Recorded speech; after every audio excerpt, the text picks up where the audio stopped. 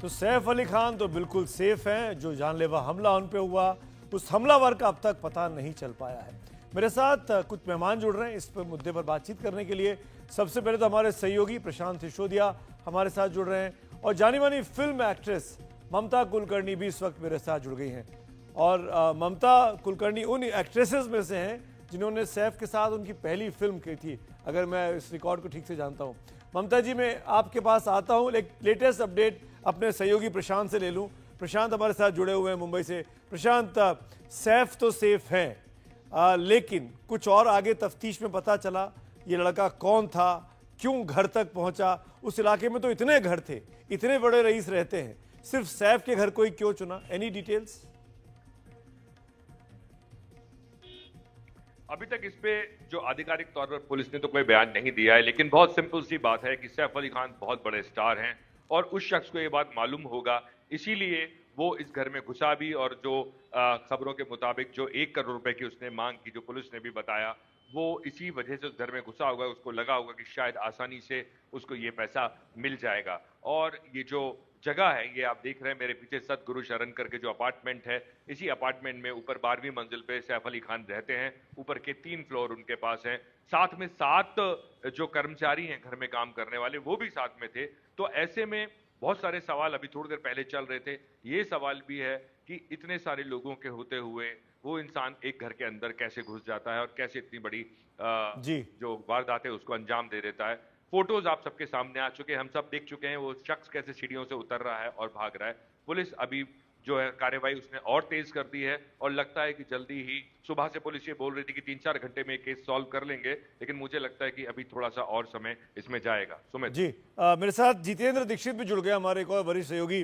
जितेंद्र, मेरा सवाल आपसे है, जो काम मुंबई पुलिस कह रही थी कि 3-4 घंटे में कर लेंगे, उस 3-4 घंटे को ये 15, 16, 17 घंटे हो गए।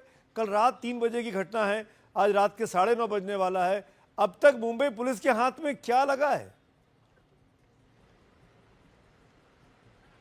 देखिए सुमित जी, मुझे ऐसा लगता है कि जो कुछ भी अब तक सामने आया है, जो कुछ भी दिख रहा है, कहानी उससे अलग भी हो सकती है।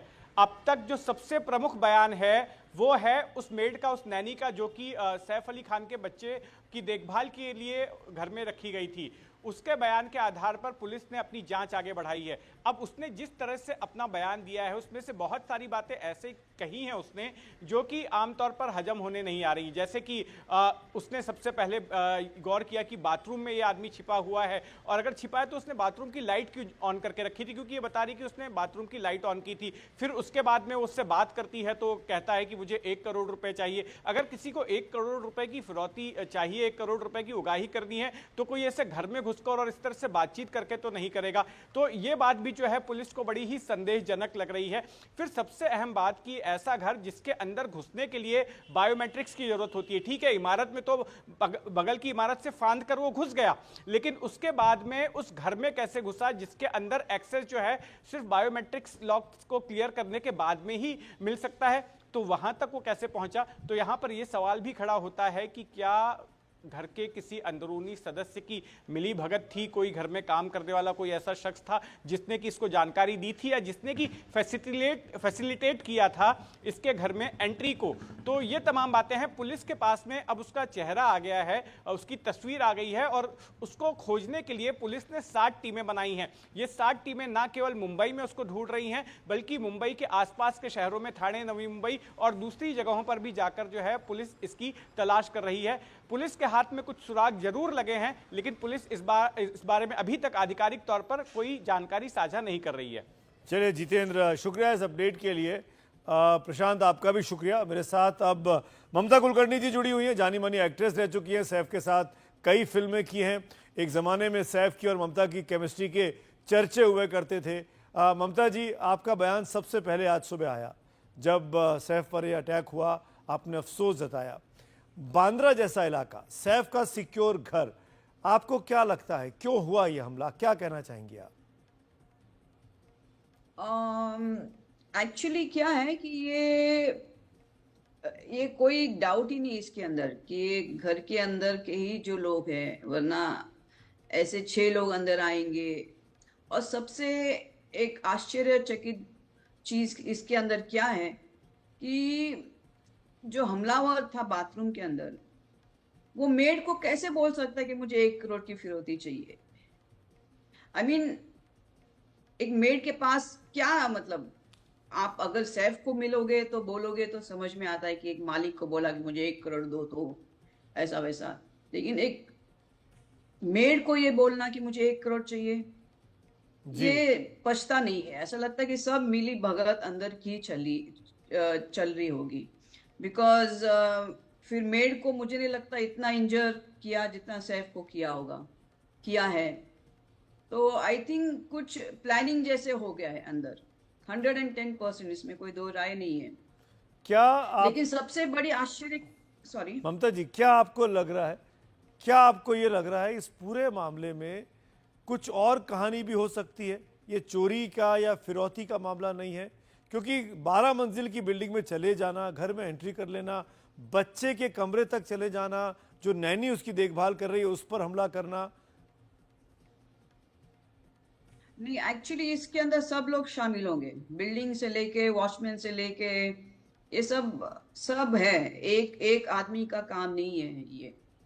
और मुझे सबसे चौंकाने वाली चीज ऐसी लगी कि आदमी का स्तर, इंसानियत का स्तर कितना नीचे तक गिरा हुआ है। आपको चोरी करनी है, आपको पैसा चाहिए, लेकिन आपने एक इंसान को जख्मी किया, वो भी इस हद तक, शायद वो उसकी जान भी जा सकती थी उस हादसे में। और इतना स्तर नीचे इंसानियत का आ गया है।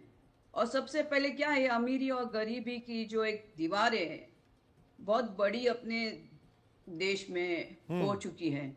अभी लोग क्या कर रहे हैं कि इंस्टेंट पैसा कैसा मिलना चाहिए उनको, पढ़ाई नहीं करनी है उनको, जॉब नहीं करना है उनको, मेहनत करके जॉब नहीं करना है, अभी जी फटाफट पैसे चाहिए लोगों को।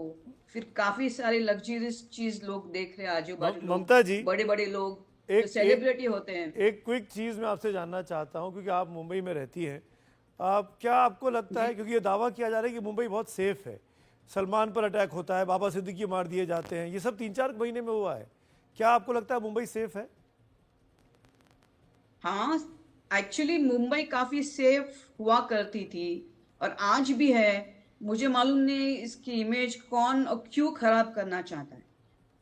मैं आश्चर्य में हूं कि अब अगर ऐसा सब हो रहा है तो फिर कैसे लोग रहेंगे मुंबई में। मैंने तो ये भी सुना कि काफी लोग छोड़ के भी जा रहे हैं बिकॉज ऑफ दिस। ये सिक्योरिटी नाम की कोई चीज ही नहीं रही है। तो मुझे ऐसा लगता है कि कुछ करना चाहिए अभी, जी सख्त करनी चाहिए सिक्योरिटी, इंसानियत जी, ममता जी, शुक्रिया। तौर पर।